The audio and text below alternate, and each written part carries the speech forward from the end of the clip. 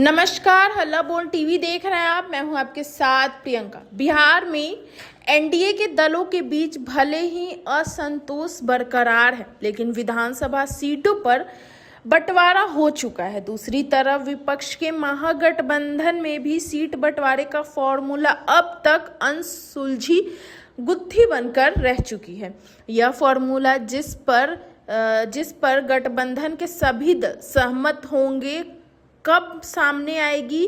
क्या शुक्रवार को, जो कि पहले चरण के नामांकन का अंतिम दिन है? फिलहाल महागठबंधन के दल तीतर बितर नजर आ रहे हैं और इसके उम्मीदवार अपनी अपनी मर्जी से चुनावी क्षेत्र में नामांकन कर रहे हैं।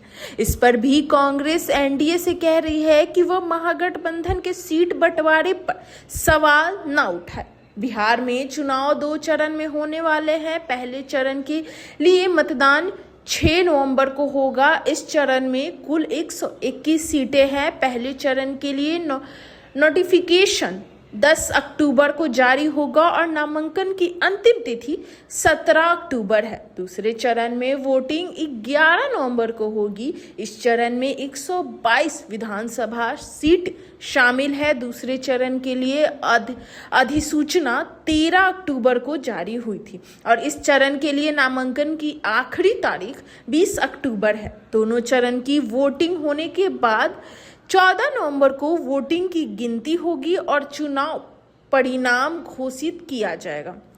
पहले चरण के नामांकन के लिए अब सिर्फ 24 घंटे बाकी हैं और दूसरे चरण के नामांकन के लिए सिर्फ 4 दिन बाकी हैं।